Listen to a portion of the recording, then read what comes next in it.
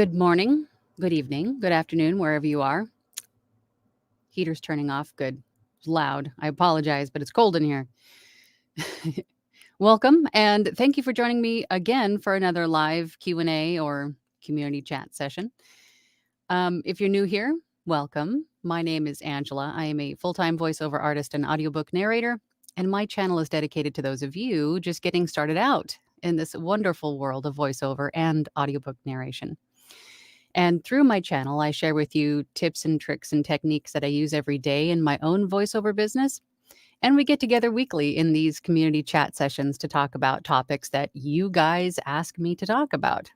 So, but if you're not new here, then you know that every week we have a new poll or topic of discussion.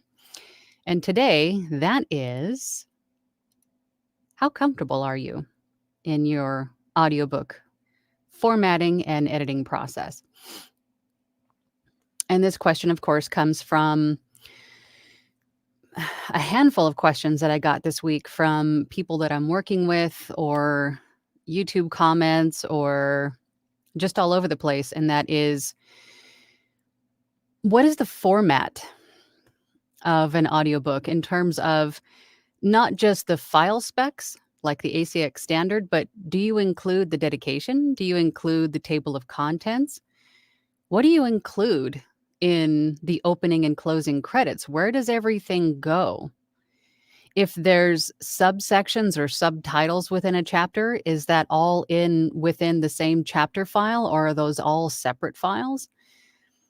So that's what we're going to talk about today. We're going to sort of demystify this and answer some of the most asked questions that I get in terms of audiobook formatting, like the structure of audiobooks. So the question, of course, is how comfortable are you? So I kind of wanted to get a pulse as to where you guys were all at. So it looks like 21 votes so far. Wow. Okay, so we have 24% of you that said I pass QA, which is quality assurance. And that is the section, or once you submit an audiobook on ACX, then it goes to the rights holder and they approve it. And once the rights holder is fine with it, then it goes to quality assurance, which is ACX's software. They check to make sure that your file hits all of the standards, right? Your noise floor is where it's supposed to be. Your RMS is where it's supposed to be, so on and so forth. So 24% of you said I pass QA every time. So you're good, right?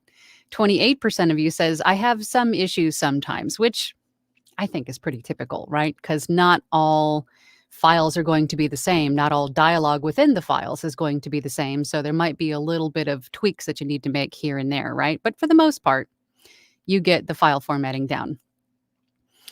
19% of you said I'm having a hard time with it, which is pretty typical in the beginning, right? You're still learning where everything goes and how to get to ACX's standards. It's technically challenging, so don't beat yourself up about it. It is a little bit of a bear to learn. And 30% of you said I haven't tried yet. So I think, what should we do first? Let's break down the audiobook format really quick, and then we'll get to the comments, because that's why we're here, right? So when it comes to what to include in an audiobook, if you listen to audiobooks yourself, which I highly recommend as a audiobook narrator to listen to audiobooks yourself to get an idea of what is included, what isn't included. You pick up so much on a professional level from listening to audiobooks, little tips and things that you just pick up by listening to other narrators to incorporate or to apply to your own narration style, right? But the table of contents is not included in an audiobook, but it is a useful tool in that when you're first setting up all of your separate files, right? Your very first file is going to be your opening credits. The second file is going to be an introduction, if there is one. Use your table of contents to sort of break up the audiobook by chapters or sections, right? When it comes to dedications or about the author or not so much preface or prologue because those should be included, but little things like maybe an opening quote, right? Dedication about the author. I know I'm forgetting something else, but those little things, it's really the rights holder's prerogative whether or not they want those included. And that is definitely a question you want to ask as soon as you get the manuscript, ideally before you even make the quote, right? So if an author reaches out to you and says, "Hey, I love your voice. I'd like for you to be the voice of my audiobook." And you say, "Fabulous. Let me do this. Let me get a copy of the manuscript and I'm going to look it over to see if I have any questions." And when you receive the manuscript, you can first and foremost verify the word count and make note if there are dedications, if there's an about the author, if there's other titles available from this author, things like that. You can ask the rights holder at that point, do you want these included in the audiobook? And then at that time, then you can add the word count for those into your quote as well. And then once you look it over, you check for any accents that may be needed. If there's any other questions you have about the formatting or the structure or anything else, you can then ask the rights holder at that time before you quote, right? I feel like I'm getting a little off track, but using the table of contents is a great rule of thumb for breaking down your files. So the first file is going to be your opening credits. Then it's going to be the preface, if there is one, the introduction, if there is one, and then chapter 1, chapter 2, chapter 3. If there are subtitles or subsections within that chapter, they remain within that chapter. The only time that you would break up a single chapter is if it exceeds 2 hours in finished time, right? Each of the files cannot exceed 120 minutes, which is 2 hours. So if it's really long chapters that come out to be about 3 hours long, you might need to consider some place to break that up, right? Chapter 1, part 1, chapter 1, part 2. It's rare, but it can happen. That is the only time that you'll break up a singular chapter. What else? So as you go through all of the chapters, and then at the end, if there's a prologue, an epilogue, if there's a about the author, if the rights holder wants it, and then your very last file is going to be your closing credits. Now, what do you get? What do you include in your opening and closing credits? Your opening credits are the title of the book, the subtitle, if there is one, written by the rights holder's name, narrated by, or read for you by, however you want to phrase it, your name as the narrator. That's it. The closing credits are going to be very similar. It's going to start with, this has been, the title of the book, subtitle of the book, written by the rights holder's name, narrated by or read for you by you, the narrator, and then you're going to have the copyright year, right? Copyright 2024 by whoever owns the copyright. And then you can also include production copyright. So, for example, if the book was published and the copyright date is maybe a couple years ago, so if the copyright date is 2022 and the production is taking place this year, you could say production copyright by whoever owns the copyright 2024, right? And the only other thing to keep in mind is if the book itself does not have the end anywhere within the context, with it, the last chapter, the very last thing in the last chapter is not the end. If the end isn't in there, you'll need to also include that in the closing credits. So if the book, the very last chapter doesn't have the end at the end, then you would say, this has been, title of the book, subtitle, written by, narrated by, copyright dates, the end, right? And then also you would have the retail sample. And the retail sample is, if you've ever gone on to Audible and we're looking for a new audiobook to listen to, the sample that you click on to listen to is the retail sample. And that is a file that is between a minute and 5 minutes long. And that's usually what I choose for that is usually either the introduction or a really good, like, you want to hook the listener in, right? You want them to buy the book based on that sample. So if there was a section that you feel like you really nailed it, right? Or the introduction. Usually, most of what I do is self-help and things like that. So the introduction for me is usually a good way to go because it usually has a summary of what we're going to be talking about. So that would give the listener an idea of what this book is going to be about. So that's usually what I choose for that. If I've forgotten anything, please ask me in the comments. I'll be sure to touch on them.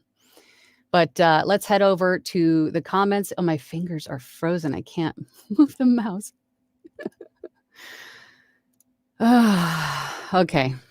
Wow, we got a lot of comments and we got a lot of people in here today. Thanks. Thanks for spending some time with me, guys. All right, first in, Caesar, of course. How you doing, Caesar? Caesar says, to be perfectly candid, all my issues stem from not having the most ideal recording environment. That really surprises me because your studio is pretty impressive. I have mitigated much of what was causing me major issues in the past, but I still have sound leaks. Well, at the very least, you identify, you recognize that, right? So at least you know, and you of all people, I'm sure, know how to fix that, how to remedy the sound leaks, right? And knowing or recognizing are half the battle, for sure. And then Caesar says, there's nothing I can't fix with noise reduction tools. Here comes the frog. And carefully scheduling my recording sessions. But I have plans to really seal this room for the best sound quality. It's only a matter of time. Exactly. It will be fixed. Will. Yes, positive. That said, hello, Angela. Hello, Caesar. Hello, everyone. This year's off to a good start, and I hope everyone hit the ground running this 2024. You've all inspired me to be my best, and I hope I too can inspire others. And Caesar, I can tell you that you do. You do. So keep being you, Caesar. Glowen says, I struggle with every recording I do, trying to clean it up and make it ACX compliant. Noise isn't my problem. My breathing is my problem. If I could stop doing that, I'd be 95% okay. Glowen, don't stop breathing. I do not recommend the ceasing of the breathing. I do not recommend that. I do, however, to not focus so much on the breathing. Unless you have like big gulping, like breaths or something, which nobody does. Breathing is completely normal. Don't ruminate on the breathing. Just leave it alone. I bet you're the only one that hears that breathing as off-putting. You're the only one. I bet you anything. I don't think breathing is a problem. Leave the breaths in, my God. That definitely sets us apart from the AI, right? Because robots don't breathe. So leave them in. Leave it alone. Rustic Hillbilly's here. Good morning, Rustic Hillbilly. Good to see ya. Pamela, howdy. Hello, Pamela. Glowen then says, top of the day to you, voiceover Angela in chat. I'm not late today, so no donuts. Hope your coffee's hot and bold today. It's sort of tepid and mild. Oh, well, we can make a new pot after this. Dylan says, good morning, all. Good morning, Dylan. I've only produced 8 books, but I met specs every time. Good for you. I'm still not settled with my stack, though. I have a sample out to an engineer, but haven't heard back yet. Interesting. That's great. And if and when you can get to that stage, when you're reaching out to an audio engineer, I highly recommend that you do. It's worth every penny. It's an investment for sure, but it's an investment in you and your sound quality, which as voice actors, audiobook narrators, that is everything. That is everything that you do every day. Every file that you submit for whatever purpose, that's everyday usage. It's worth every penny to have an audio engineer work with you on not only possibly a booth audit, right, to make your space sound the best that it can, but also to help you develop effects for your rack to maybe tame some sibilance or to maybe help you with, maybe adding some warmth to your voice, right? They can help you create a rack and a preset to help your audio quality, to help you sound your best. So it's definitely worth the investment, 100%. Rick Hall says, good morning to you and everyone. Good morning to you, Rick Hall. Sinister Shadow. I like that username. Hi, New Year. Well, welcome. Welcome, welcome. Big warm hug to you, Sinister Shadow. MG Stevens is here. Good morning, Angela and everyone. Good morning, MG Stevens. Hope all are keeping safe. Our kids got out early from school. Due to stormy weather, I'm sorry, but I have to say 2024 has been chock full of events so far. Stormy weather. Yeah, it's been stormy here too, but I'll take it. We need it. Goodness. Facebook user, this is Colette. Good morning, Colette. How are you? Sorry, I'm still froggy. Mary HPVO says, hello. Happy New Year. Happy New Year to you, Mary. Hoping this Tuesday is going great for everyone. So far, so good for me.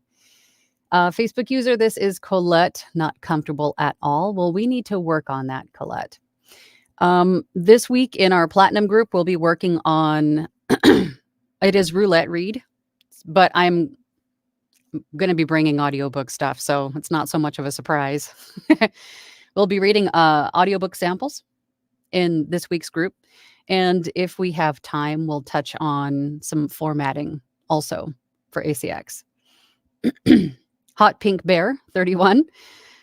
So I got excited about starting and I didn't realize the differences in microphones. And I think I'm struggling because I got a dynamic microphone. There are different kinds of microphones for sure. But I don't think that a dynamic versus a condenser or something else is going to make or break your career. I think you'd really, and I always recommend this because it is so worth the time, but join like a workshop or a mastermind group where you can get live feedback, because I think you might be being led astray somewhere. Maybe not by other people, but we are our own worst critics. I don't think that could be an issue, but we would love to help you with that for sure. Help you move past that and tell you whether or not maybe there's something wrong with the microphone. I feel a tangent coming on, but it might not be the microphone. So we'd love to help you pass that. Hat Powser says, good morning, ascending fractal wonders. Joe Pace says, it is hard work. Audiobooks, it is. And you know what? I have to say, I'm sure you have all at some point seen those social media posts of somebody saying, make $1,000 in an hour in your PJs with just your voice. And it's so misleading because audiobook production takes time. It takes time to narrate, to learn, to edit, to learn, to master. It takes a lot more effort and time and investment than these social media creators give credit.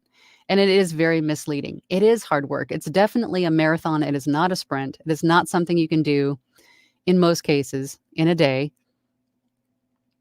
So you're right. It is hard work. And that's why we have these chats to talk about it. So hopefully something in this discussion today will help you to move past whatever roadblock or speed bump that you are currently experiencing yourself. Facebook user, this is Joe Reader. Good morning, Joe. Good morning. Haven't attempted yet. Well, hopefully we can help you to get to that attempting or doing point. Mary says, I think the most thing I struggle with the most is with editing. Goodness. So if I have an issue, it is there with the RH and not with ACX standards almost always.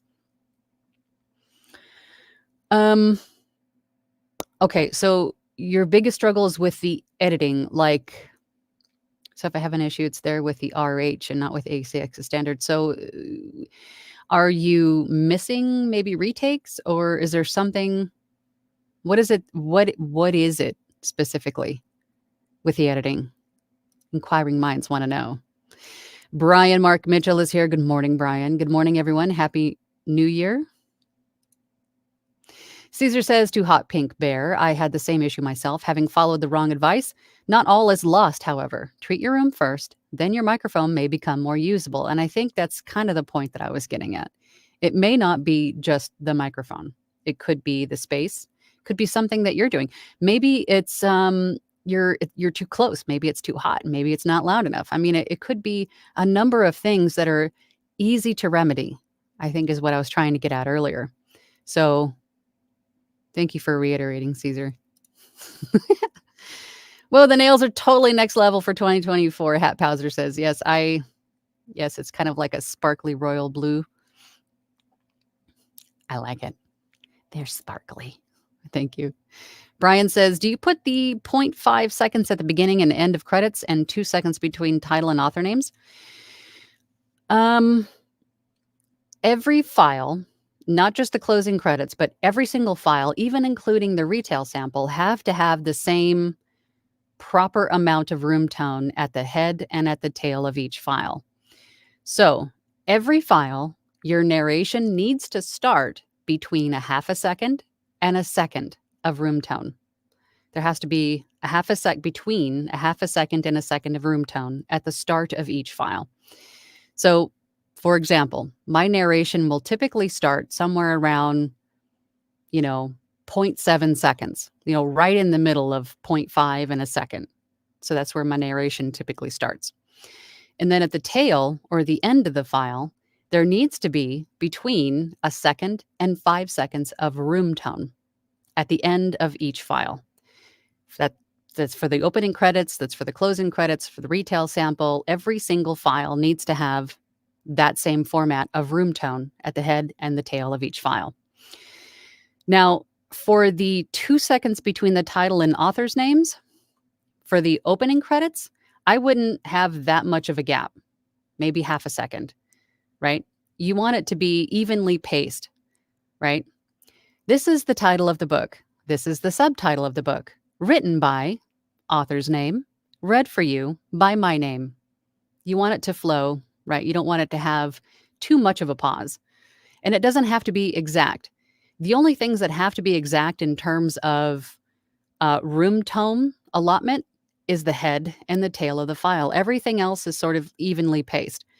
Unless there's a subtitle or a separate section, right?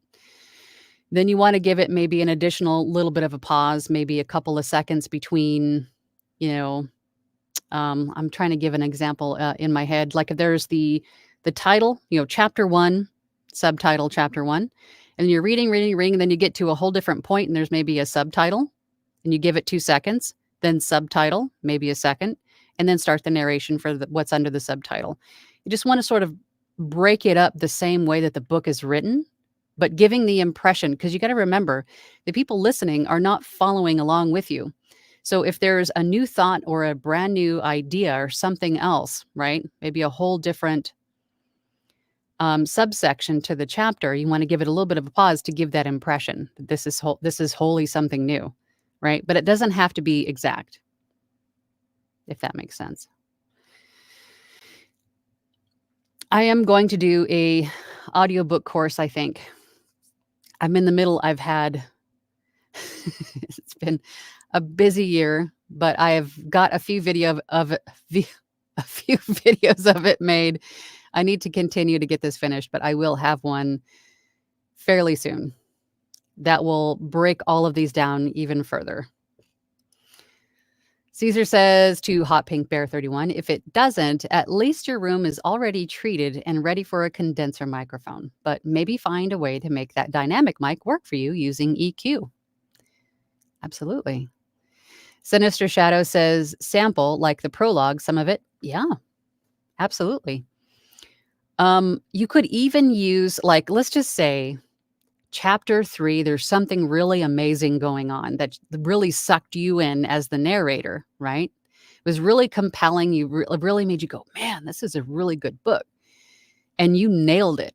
You nailed that performance. Use that, because that might have the same effect on the listener too. Unless the rights holder has their own section selected for the retail sample, which I have found has been rare. I rarely have a rights holder tell me what they want to use as the retail sample. I usually just choose for them, and that's typically what it is. Because again, most of what I do is sort of self-help, women's empowerment, things like that. So usually the introduction is what I use, or a section of it. But the prologue also. Facebook user, this is Steve Wilson. Always fun. Dwight is here. Hey, Dwight.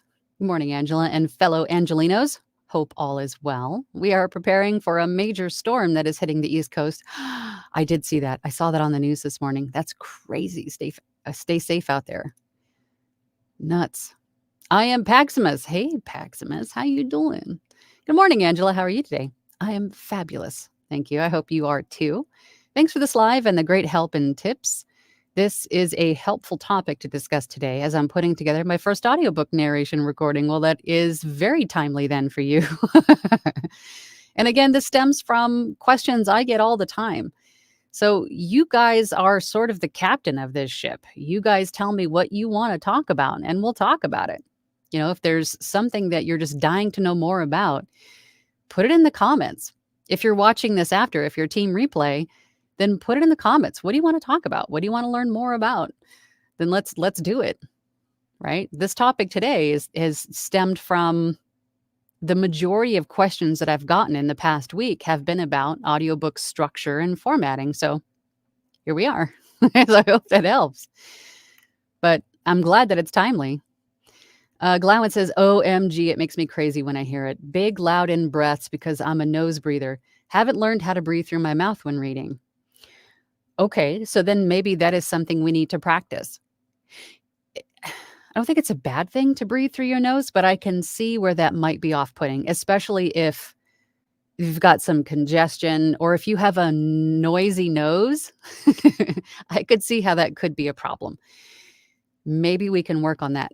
I'll have to look at some techniques to help develop mouth breathing instead of nose breathing when you're narrating. Interesting. Okay, we'll see if we can do something with that, Glowin. Brittany Beck says, I will remove a portion of breaths so I don't sound like I'm hyperventilating, but I leave most of them. Okay, true. Yes, true. There have been many audiobooks that I've listened to where I loved the narrator's voice. I loved the way that he was narrating, but he would take a sharp breath in every time he started a new sentence. And I'm one of those people that can pick up on patterns fairly easily. And so I got to the point where I'm trying to enjoy the story, but all I was doing, I caught myself just anticipating that next at the start of the next sentence, and it was driving me nuts. So I can see removing some if you are someone that starts each sentence with maybe an inhalation of breath, removing a few of them so it sort of throws that pattern off. Maybe I'm thinking too much into it,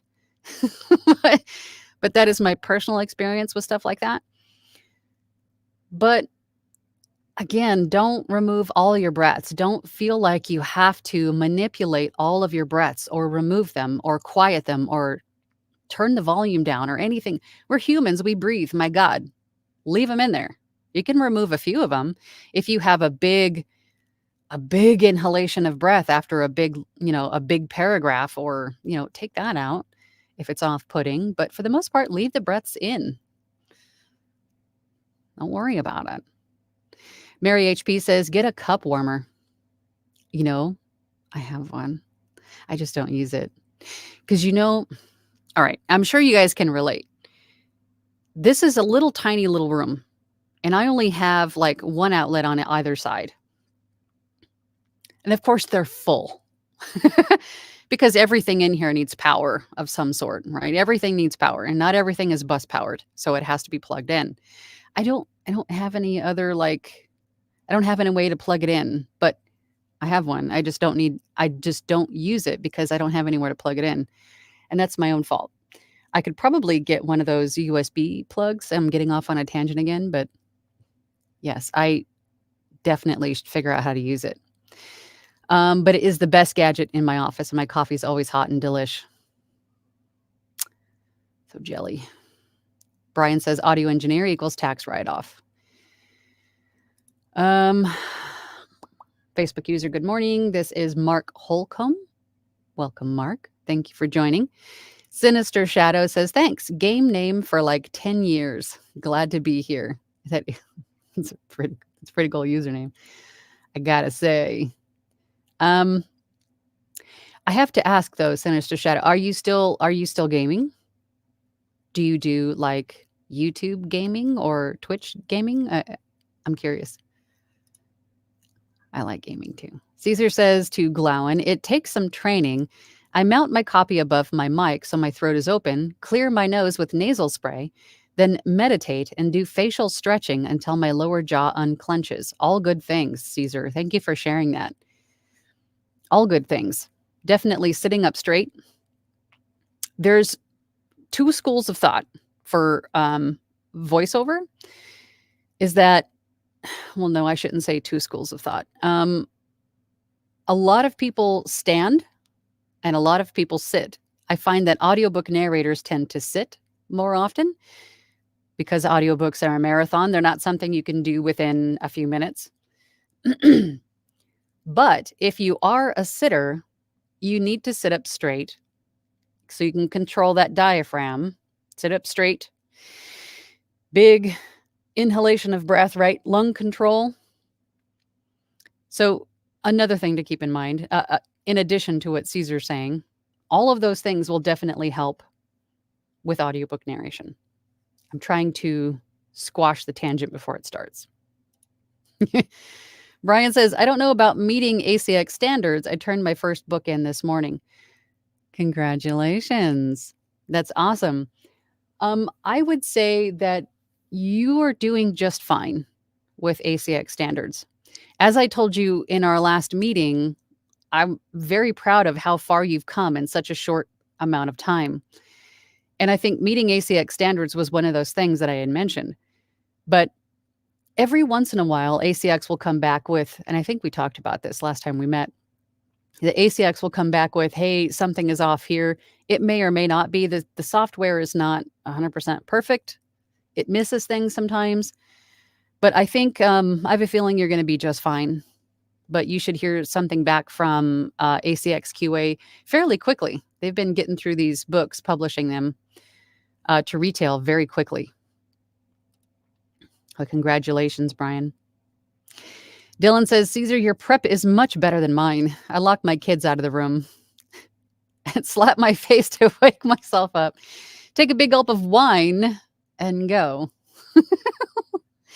Make sure you also have water and drink that after your wine because the wine will make your mouth sticky. Joe says, you are such a blessing thing. Oh, thank you, Joe. I'm just glad to be here, Joe. Caesar says, my first mic was a USB condenser. Same.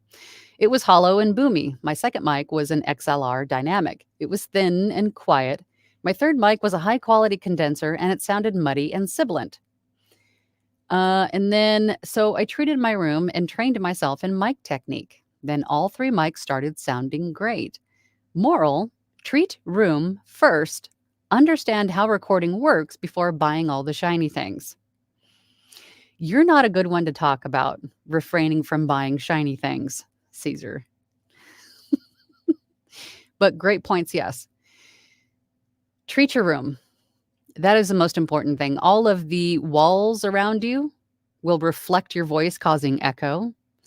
The ceiling above you, your desktop, the floor beneath you, the door behind you, all of those things can reflect. So treating your room is more important than the mic choice, I think. And I think a lot of people would agree. But treat your room. Spend more time on that for sure. Robert is here. Hey, Robert. Robert is here wanting to do and improve, but have not felt well in a while. I'm sorry to hear that, Robert. Then he continues, I have a great mic, everyone tells me, but the noise floor is my frustration. So we need to figure out where your noise is coming from and see if we could either move it further away from your mic or eliminate it altogether. And I have found in my own experience that my noise floor came from either my computer, and I don't know if you can hear it now, but my door is open, so my computer is like 3 feet away, and it's fairly loud. That contributes to your noise floor. If you have any electronics in your room, like if you have your monitors on, you guys never see them, but I have 2 JBL monitors, one on either side of my desk. If those are on, they're going to be emitting electronic frequency that's going to be picked up by your microphone, which can contribute to your noise floor. If you have an electrical panel nearby, an HVAC system, a fan overhead, right? Think about everything that's in your room and that could be emitting a low hum.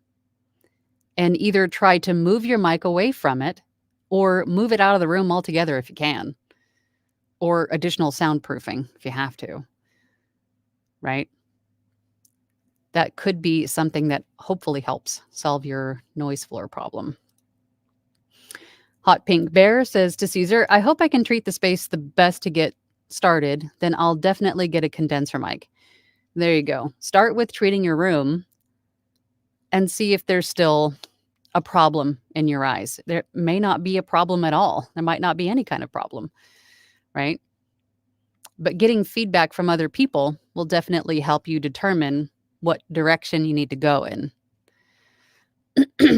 Caesar says to Robert, hi, Robert, go at your own pace and prioritize health above all else. Absolutely.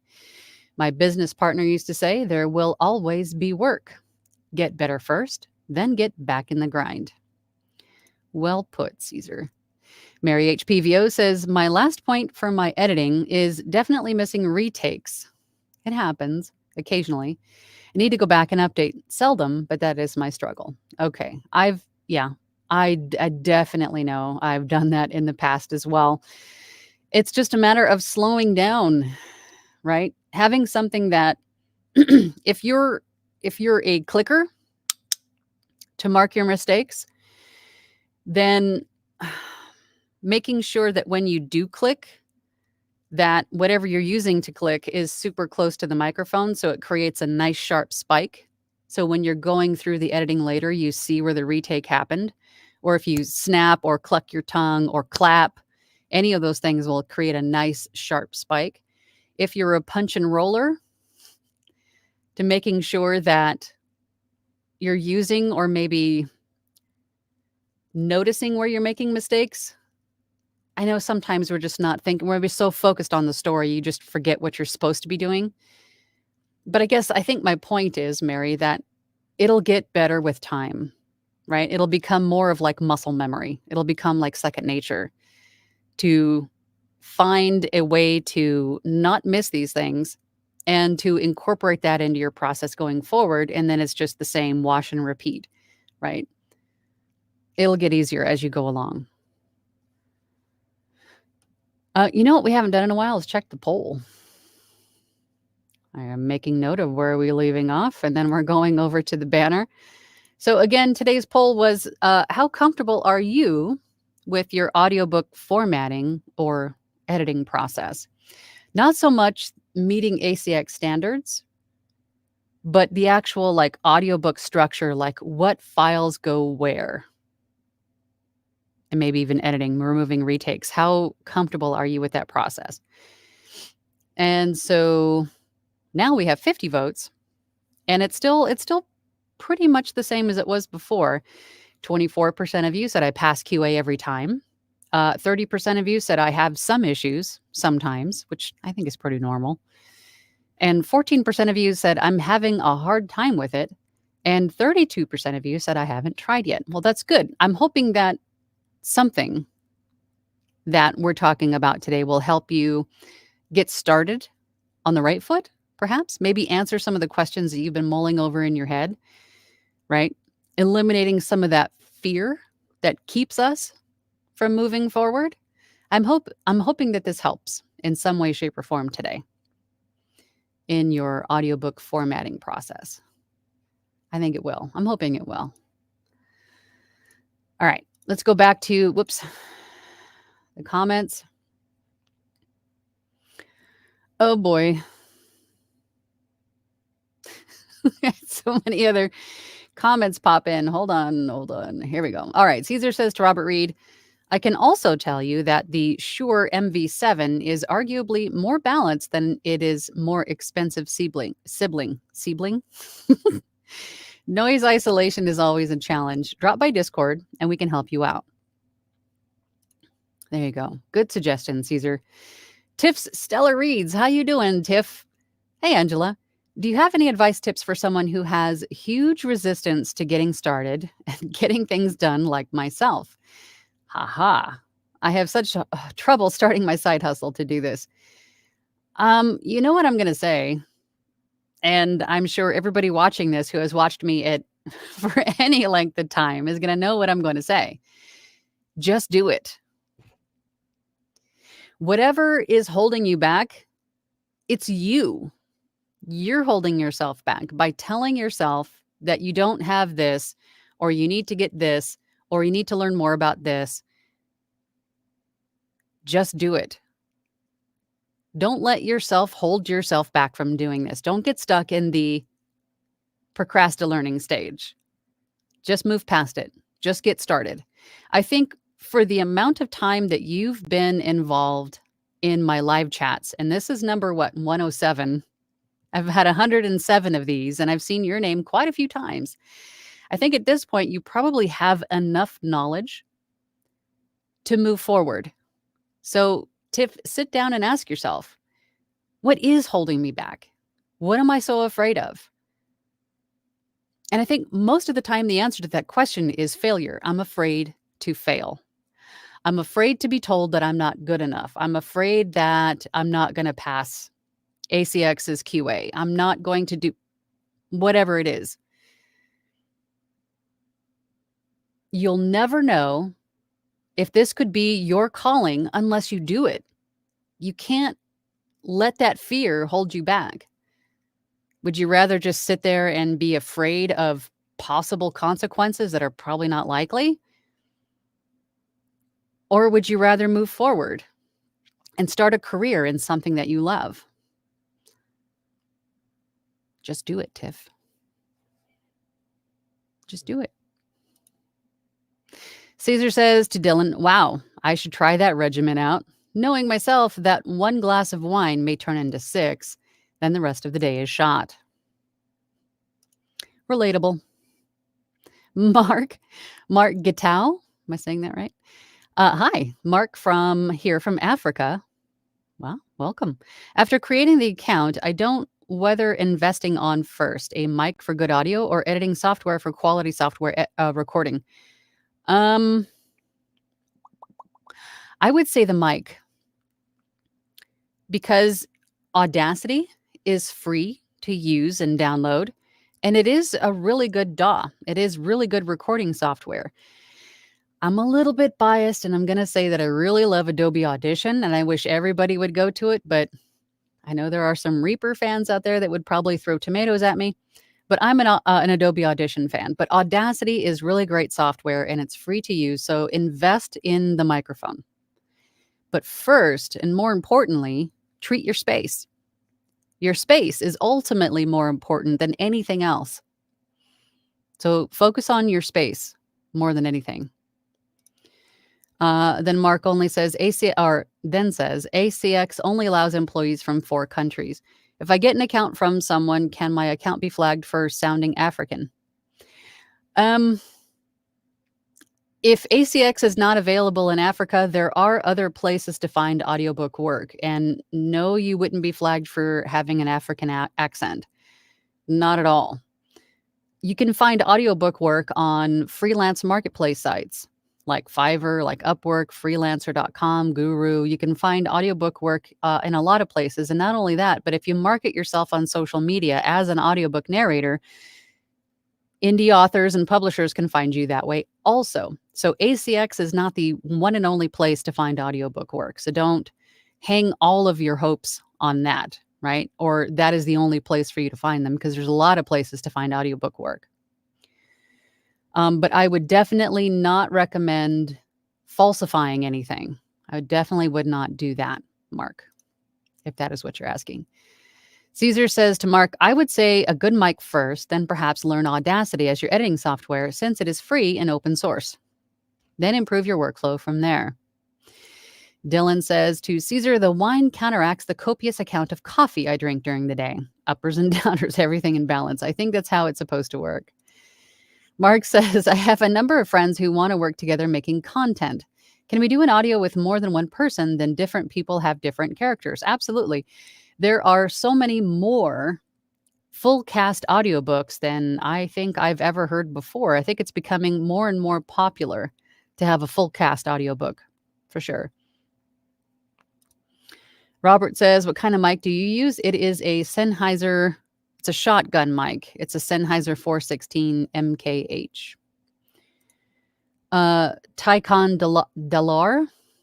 I always say that wrong. I know I do. My biggest fear is getting selected to narrate an audiobook, but having so much trouble editing and formatting that I miss the deadline. I'm sure I'm making excuses. Not this year. Gonna make it happen. And I love that. I love that. I could tell you from my own experience, the technical side was the scarier part to me. For sure. Completely relatable. But don't let it hold you back, because you can't learn it unless you do it. You don't learn what not to do unless you do it, right? You can't learn from your mistakes unless you make them.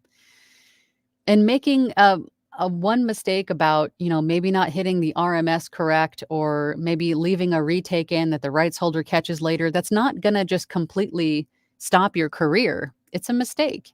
You correct it and you move past it. And then you go on to the next book with new information that you didn't have in the first book and more confidence than you had in making that first book. So push through, learn all you can. And if you do have a lot of trouble with editing and formatting, then again, get with a group that talks about audiobook creation, or a mentor or somebody to help you work through those, to help build your confidence and getting through the book. Mark says to Caesar, thank you a lot. Caesar's a very helpful dude.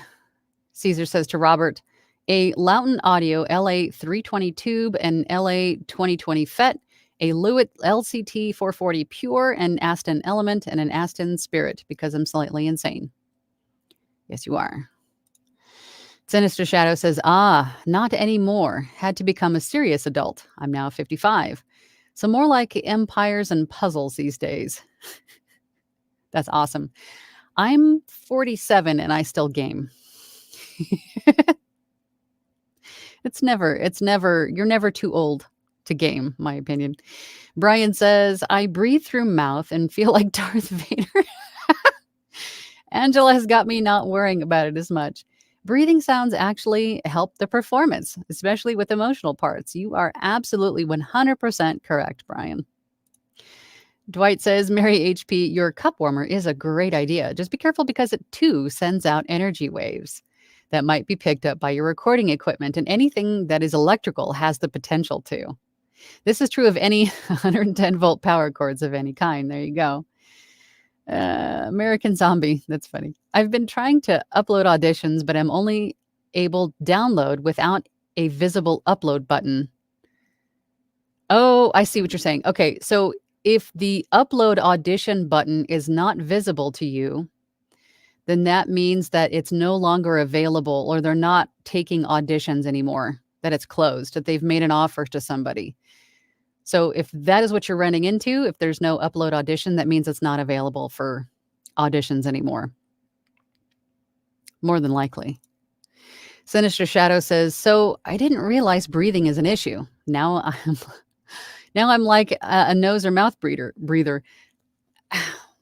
Okay, so the idea of these conversations is to not give you new nightmare fuel.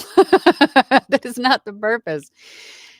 I'm not trying to unlock new fears for you guys. I'm trying to tell you to not ruminate on these things, because anywhere you go, Sinister Shadow, you're going to hear people talking about breaths in audiobooks, right?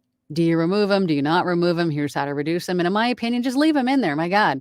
With as many audiobooks as I've listened to, the narrators are always breathing. If you take the breaths out, you might as well just be listening to AI generated voices. Leave them in. Like Brian was saying, they help, especially in the dialogue. I mean, even all the characters breathe. The narrator is also a character, and they also breathe. Leave them in there. Do it. Don't worry about it. Dwight says, as I build my new sound booth, I'm finding that keeping most stuff out of the booth that is house line voltage electrical is best, i.e., use LED lights and keep the transformer outside of the booth.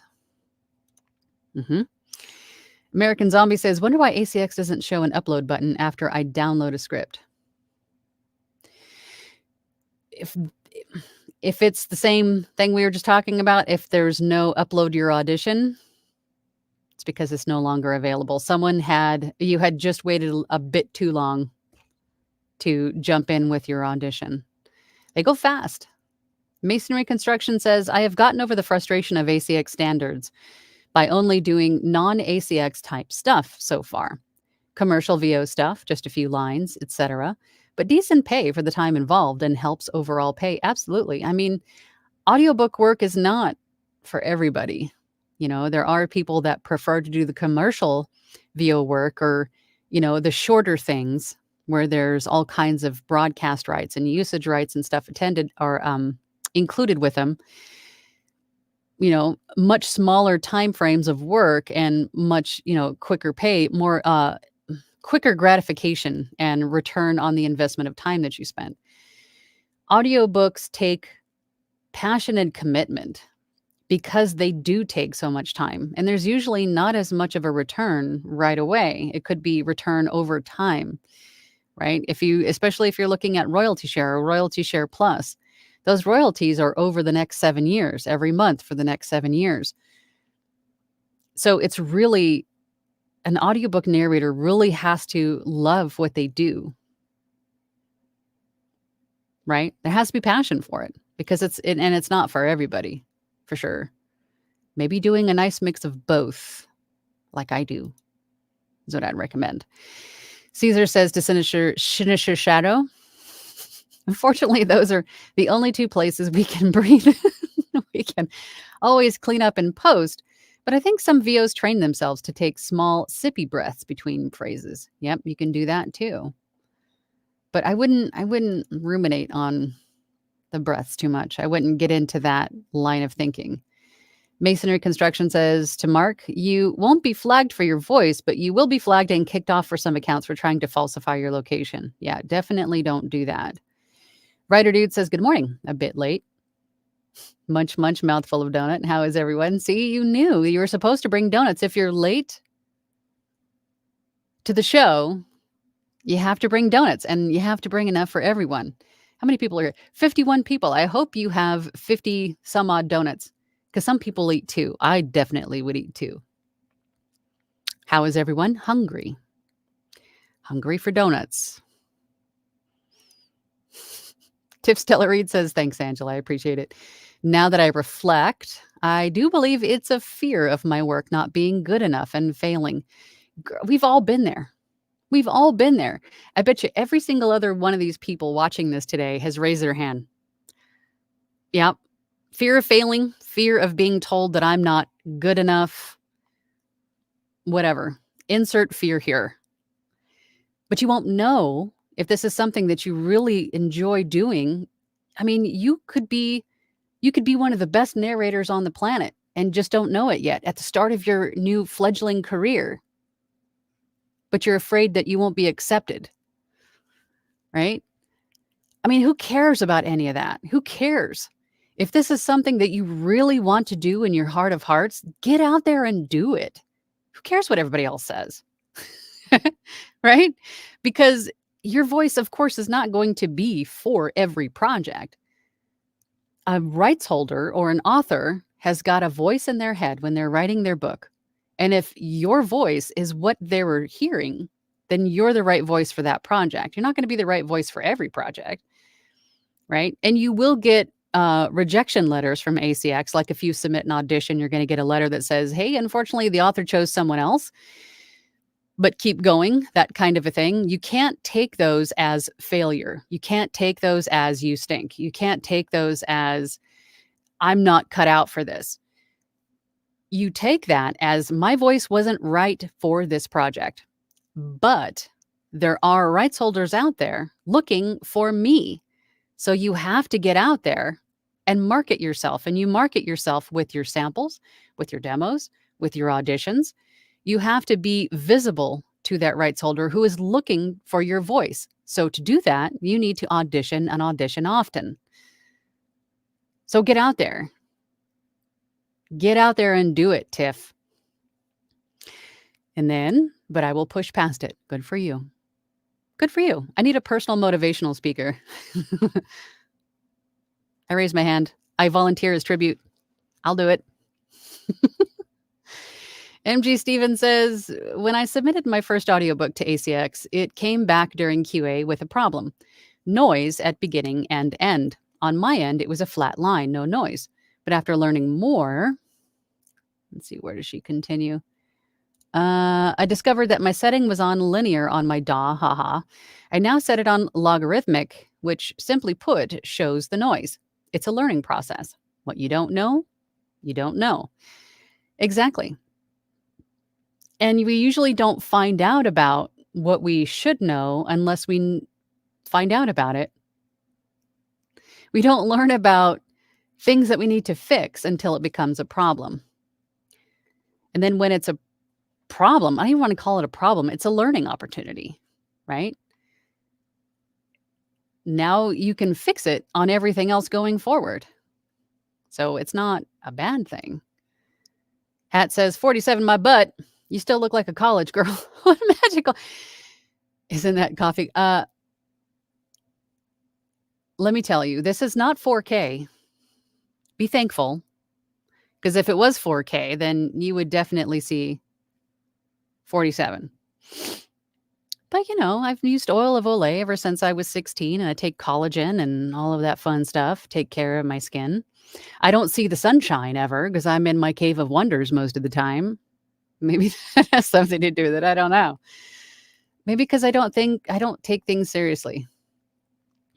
As seriously. I don't sweat the small stuff anymore. Maybe that's just because I am 47. I just don't care anymore. I don't care what people say. But thank you. I appreciate that. Caesar says, I would be so happy if I found out that the fountain of youth was full of delicious coffee instead of water. Yes, I would be too. I'd be forever swimming. Hot Pink Bear says, I saw someone in a Facebook group say they lost a job because they took out too many breaths. And the rights holder accused them of being AI. Now I want to leave more in. That is definitely something that's going to become more and more prevalent with the advancement in the AI voices, especially now that Audible is allowing them. You want to set yourself apart as a human narrator as much as possible from being mistaken as an AI. So leave the human stuff in, right? I mean, how many authors and narrators, how many people are fighting against this and just want human narrators? So be a human narrator. Be what they're looking for. If you have a little bit of gravel in your voice, let that show. AI can't do that. Leave the breaths in. Leave the things in that make us human. My God. Rick Hall says, I find that my breathing at this point in my short career is too loud. I bet you are the only person that probably thinks that. In production, I reduce, but not to eliminate my breathing to sound like a human and not AI. I would say, Rick, here's what I would do. If I was in your shoes, I would post a demo. If you're in my Facebook group, the VO Workshop, I allow you to post demos there for feedback. So what I would do is post a demo to get feedback. Don't say anything about breaths. Don't say anything about them. And just see what people say. It could be just fine. Mark says, hi there. Would you please speak on how to grow on ACX for someone like me who the goal is to nurture the account? Then what at 5-star rating to get better hair? We don't get 5-star ratings on ACX. We do on Audible. People rate you on Audible, but that comes from, of course, like anything else that you need to get some training. You need to learn what you're doing. You need to work on your performance. There's so much to becoming an audiobook narrator. It's not just picking up your phone and talking into it in your PJs and expecting to make $1,000 a day, like those social media posts claim. It's just not true.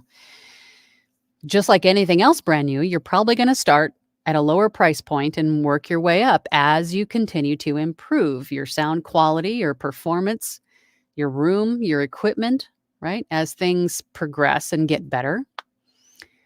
So, just like anything else, any other new endeavor or business, you start from the bottom and you work your way up, right?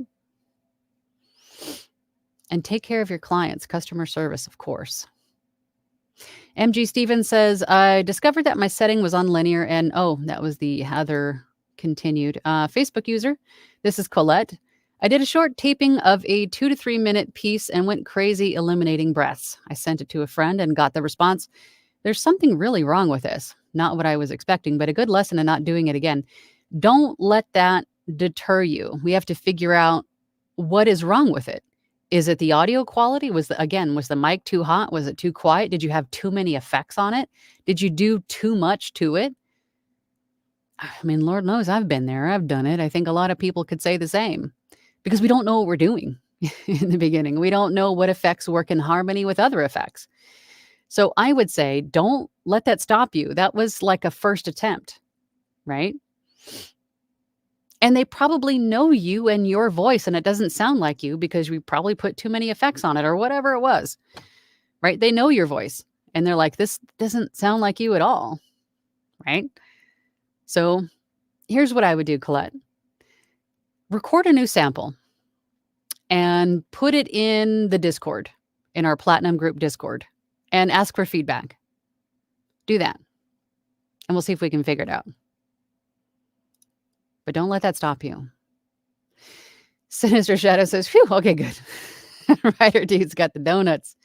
Yes. Dwight says, today I'm making homemade baked cinnamon sugar donuts. Oh, God. Killing me. This afternoon with my bride. Oh, God.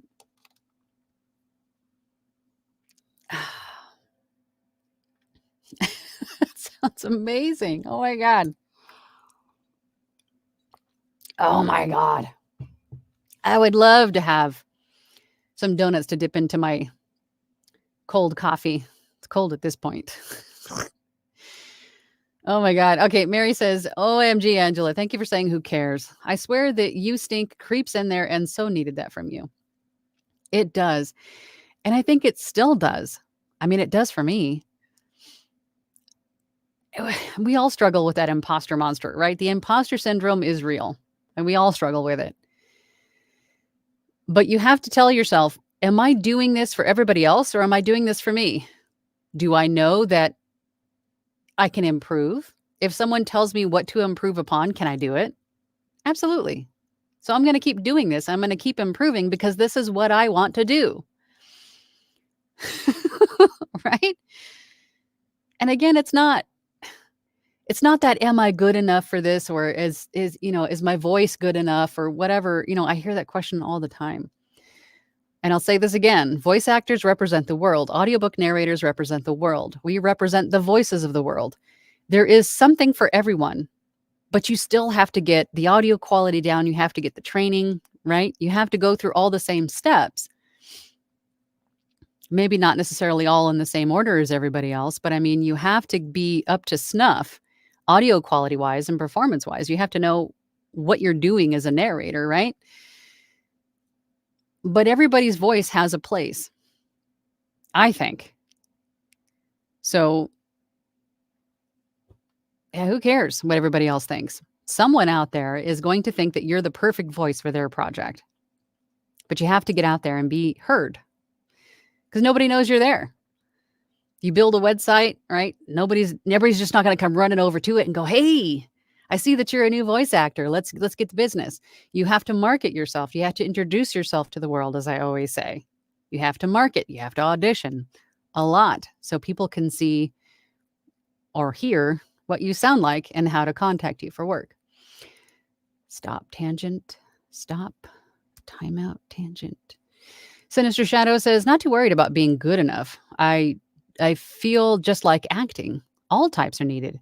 and you will be the one somewhere. Exactly. Exactly. Hit that right on the head.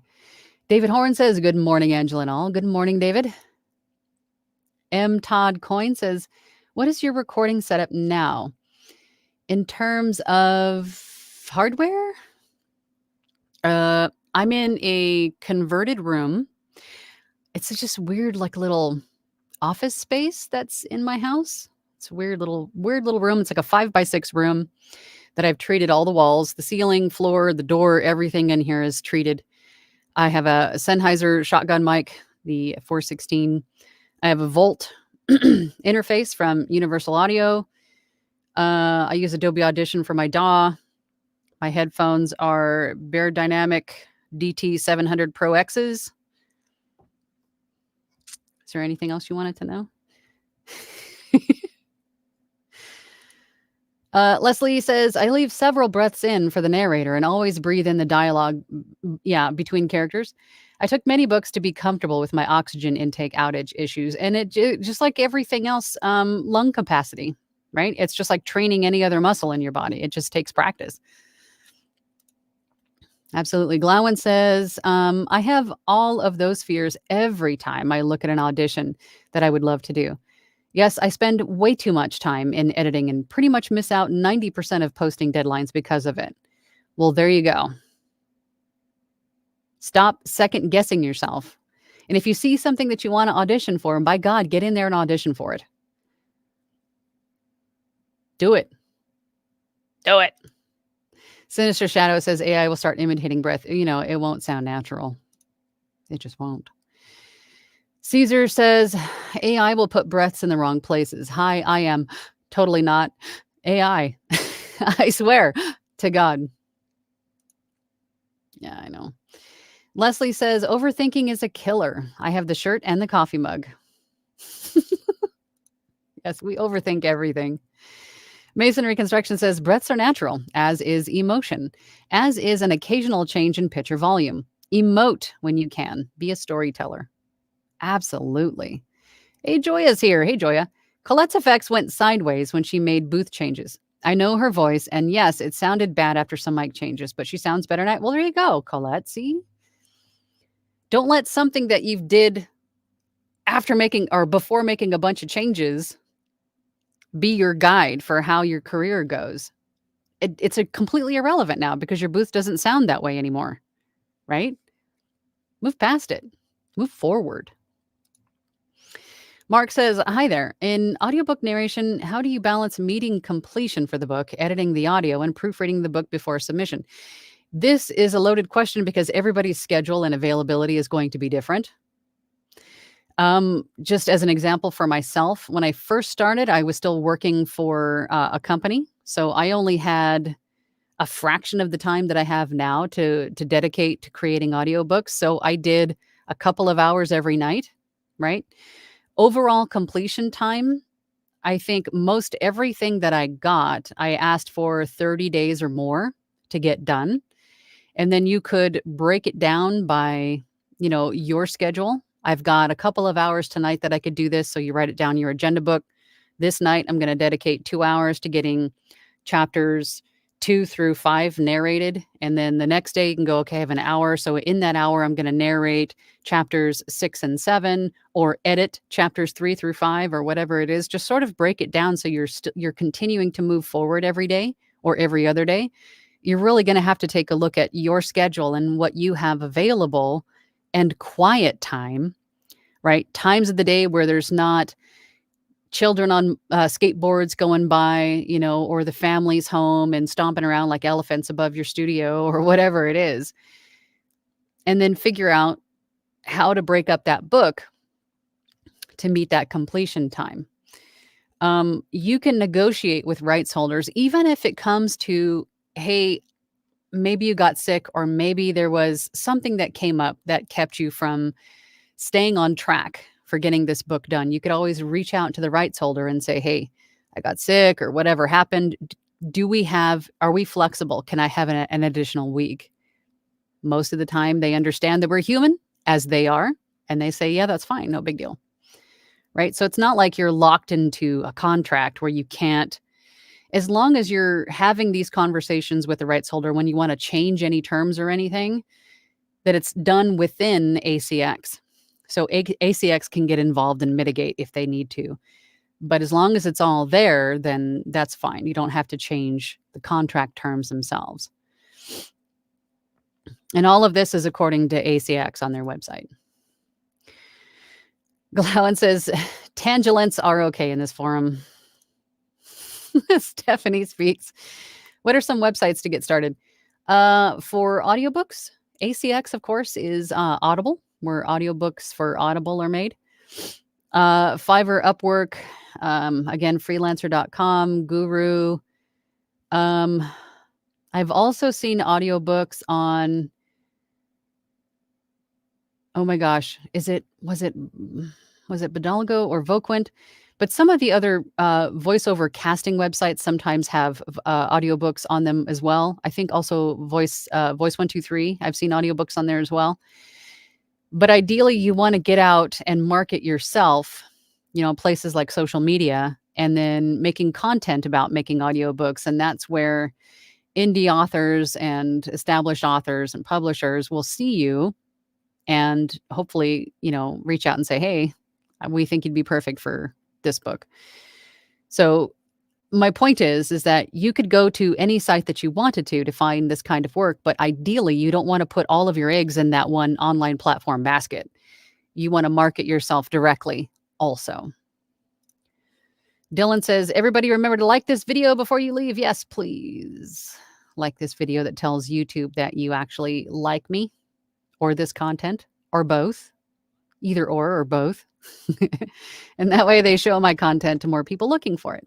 And it really helps me out. Thank you. Facebook user, I'm sure this, it's Colette. Thanks, Joya. Didn't know you were listening. She's always listening. Stephanie says, what are some websites to get started with jobs? Okay, we just answered that one. Glowen says, wow, did everyone else hear the changes in Angela's sound when she was pushing past her mic when speaking? What do you mean? That was a perfect example of what I've been told I do when I'm reading. Yes, especially with a microphone such as a shotgun, because you guys probably can't see it, but it's just a very small circular opening, right? It's pointing directly at my mouth. So the whole idea of a shotgun mic is to pick up directly what's in front of it. Not so much as to what's over here or over here or over here, right? So you have to stay relatively close by the front of it and, close proximity to the front. So it sounds consistent. Same goes with any other mic, but, mainly with shotguns because the pickup pattern is so laser focused. David says, are you currently working on an audiobook right now? No, I am not. No, but I am in talks with a couple of rights holders, but I have none currently in the process.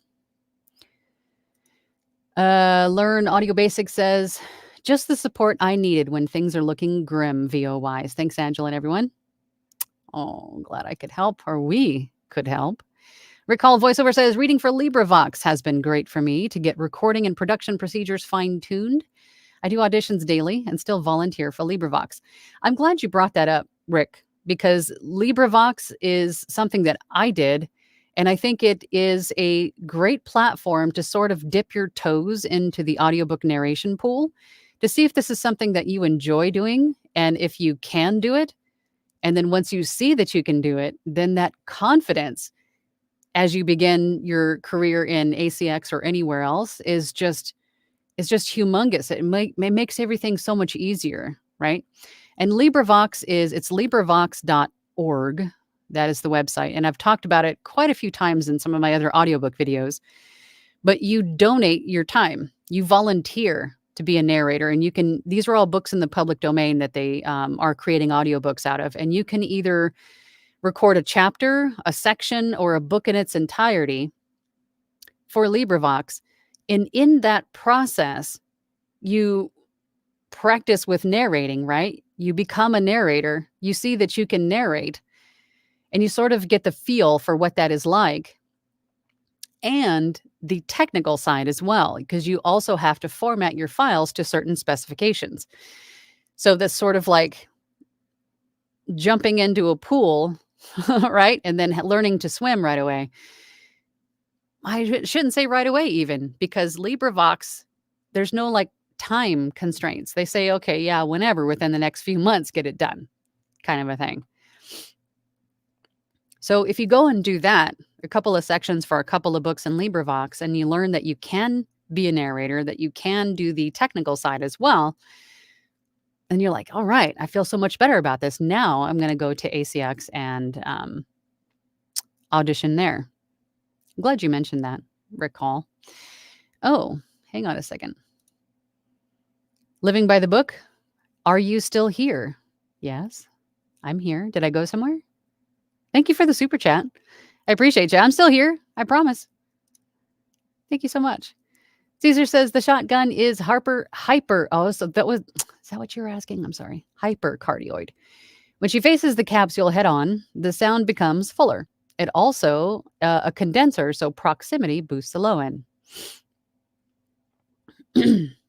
KM says, I love LibriVox. It's a good place to start.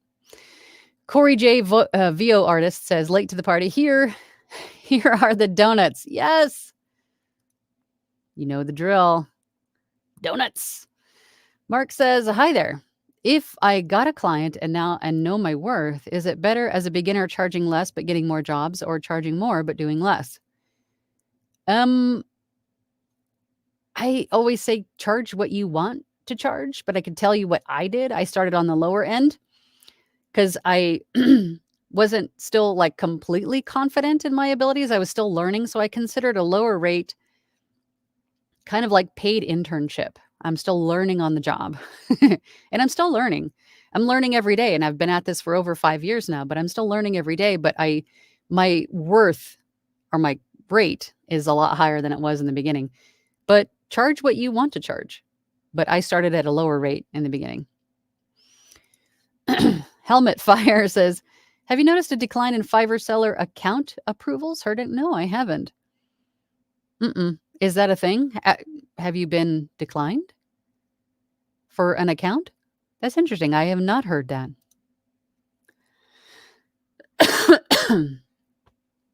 Excuse me, guys. David Horn says, the MKH 416 shotgun microphone has been an industry standard in filmmaking for decades now. Great mic. I have one in my filmmaking arsenal.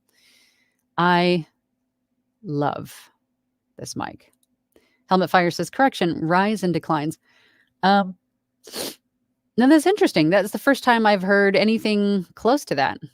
Is this a thing? Are people being declined for account approvals? Leslie says, I learned to be a better narrator from Angela's videos and her coaching. Her platinum group is amazing too. Practice and feedback with wonderful peeps that get you where you are. You're amazing, Leslie. I appreciate you. Mark then says, when you were starting out, did you first start with hardware investments, then software, or vice versa? Is there a path one should take? Not to invest a lot on hardware for getting the software side? No, it's sort of, you need both. I mean, you need them both. It doesn't really matter what you get first, but you can't really move forward until you have all of those elements. So if you want to slowly build, right, start with purchasing software, or start with purchasing a microphone, or start with purchasing an interface, or start with purchasing your headphones, whatever it is, but you need to have all of those elements together to then move forward. So get them in whatever order you want to get them, but you will need them all to become an audiobook narrator. Helmet Fire says, I was declined twice. No reason given. Interesting. I wonder why. I created my account, W9 approved, built my gigs, then get an email, can't approve. Interesting. I wonder why. Did you ask? You said no reason was given, but did you follow up and say, hey, what am I doing wrong? It'd be really interesting to know, unless there was something that didn't fit their community guidelines, is the only thing I can think of. But you would think that all the money that platform is making off of freelancers, that they would want more, right? Unless again, something didn't fit into their guidelines is the only thing I can think of. Just think happy thoughts. What time is it? Ooh, I need to get rolling. All right, guys. Well, I think if I was trying to see if Helmet Fire was going to elaborate, maybe he hasn't. Glowin says to Mark, your booth in space is a priority. A decent mic and interface combined with the software is equally essential. I've just discovered all this recently myself. Helmet Fire says they said to meet the growing demand for high quality services from trustworthy freelancers. Interesting. So what does that mean? So interesting. No, I have not. This is the first time I've heard this. I'm going to have to look around a little bit, see if this is a thing. Mark said, thank you for all this. I have to leave for my night shift, but I'll be back for the replay. Thanks, Angela. You are godsend. Oh, I appreciate that, Mark. I'm glad you were able to hang out with us today and ask some great questions. But for you guys, again, if there's something that you want to talk about or want me to talk about or to talk about as a group, because that's kind of what this is, right? It's a bunch of us voice actors getting together talking about things. If there's something you want to learn more about, or if there's something you're curious about, then please, in the replay, put it in the comments and perhaps next week we can talk about it. But until then, everybody have a fantastic week. I've got to get rolling. And I'll see you then. And if you're late, make sure you bring donuts. See y'all next week. Bye.